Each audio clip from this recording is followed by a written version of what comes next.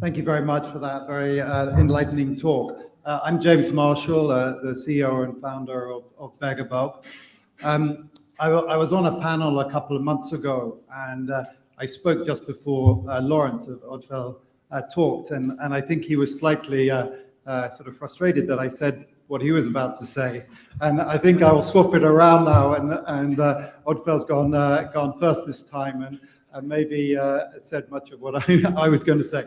But I thought, I think I was asked to just sort of share from a Singapore owner's perspective on decarbonisation. I think that one thing it shows is that a Norwegian owner and a Singapore owner have a very, pretty similar way of thinking as well. So that's one learning. But I thought I would just maybe show just a little bit of my thinking. We're not as old as Oddfell. We just actually celebrated our 15-year anniversary yesterday, we started the business. I started the business with 12 ships back in 2007, and today we have 85 ships. We around about 14.5 million tons at dead weight, and at the first day there were just two of us. We now have 130 people in our office and 2,500 seafarers. And I was kind of asked, how's that gone? Well, and I think a lot is around luck, but in shipping you have to make your luck. But when I started, I was really just very focused on a simple thing, which was just have a safe business, an efficient business, and a sustainable business. And safety has been an absolute core of the business over the years. But the efficiency and the sustainability has been something that we've been really driving since 2007.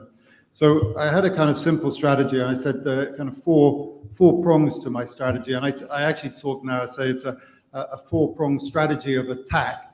And I use the kind of war metaphor on purpose, the military metaphor, because we are on a war against climate change, and we are all kind of hands on deck, and we need to do more. So the first stage, and this is a lot what we were just hearing now, was about making our ships more efficient. And we've spent the last 15 years really focusing on efficiency. And a lot, I could put up exactly the same slide, and you would have heard a lot of these, but simple things like improving the hull, cleaning it better, using better paints. We've spent, as we built the fleet, a lot more on bigger, better, more efficient ships. A lot of the areas, as you said, you've just heard about, but they were all a net effect is that we've had also very similar, 50% reduction in the emissions that our fleet now has compared to that fleet back in 2007. So I think the point which was raised just now is very important. There is a lot you can do to improve efficiency of the existing fleet, both on new ships but also on old ships. And that brings us to the second sort of part of our strategy, which is to use now new technology to do another round of improvements. And there's a lot of new technology coming. Some is still fairly early stage. Some is very expensive and sort of complicated, but it is something that we can do today. So we're starting, and we've invested in a number of startups to help it, but looking at new technologies, things like rotor wings, wind wings, solar, sonar cleaning of the hull, new paints, route optimization. I mean, even with route optimization, which has been a central part of our business since 2007, it's still getting better and better. The weather forecasting is getting better. There are companies now which drop buoys to tell the height of waves and much more accurately than some of the models were. And so we're getting real-time data and making the route optimization really efficient and better. Last month we did a major retrofit of one of our ships where we cut a big hole in the side and added a shaft generator onto the main shaft. This is not necessarily new technology, but it hasn't been that common in using shaft generators, and actually to retrofit is a pretty complicated process. But it now means that we can sail without generators when we're on main sailing, and more importantly, we're using that energy now to pump air bubbles down into under the hull. So I think there's something like 80 million bubbles, I'm not sure if it's per minute, per second, are going down and forming a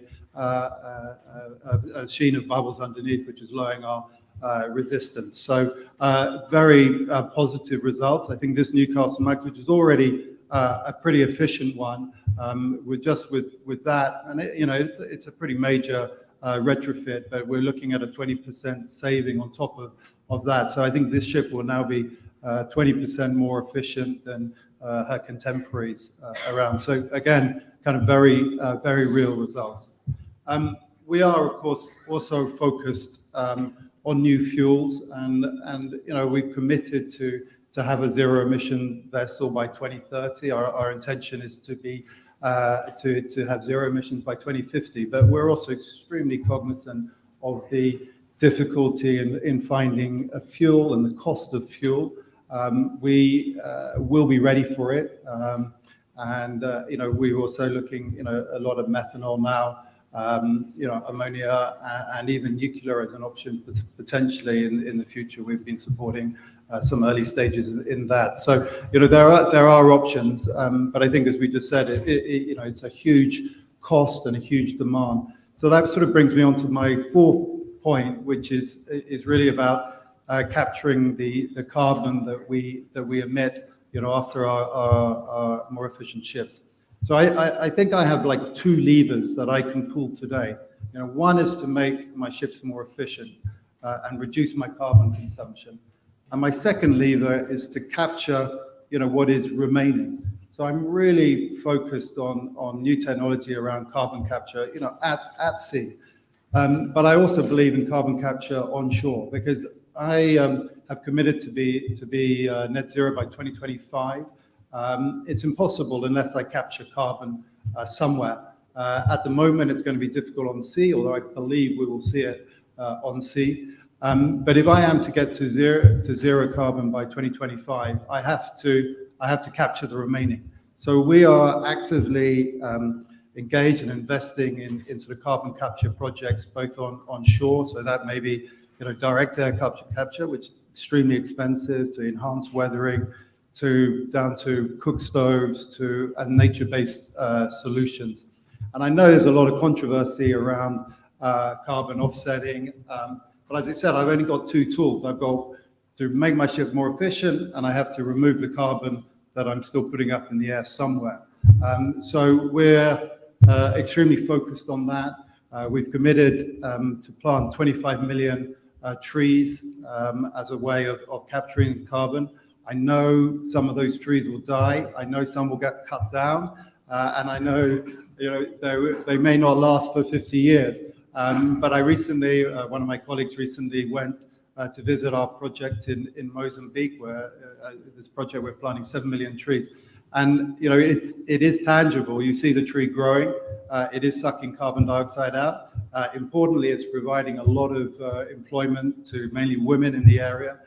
It's also recovering the marine ecosystems. The fishermen are really into it now as well. So it is a tangible benefit. I know, as I said, there's controversy around it, but for me, I keep it simple. As I said, I want to reduce my emissions and I want to capture wherever I can. We're super focused on and I really believe that carbon capture on the ship will be another alternative, because I think it may, although being incredibly expensive, may, as we've just heard, may be an alternative to some of the expensive fuels that we've seen that we don't actually have capacity for. So yeah, I think that was my main points. I just wanted to share that with you, and as I said, I think there's a lot of similarities between Norwegian and Singapore thinking there. So thank you, and look forward to hearing more later.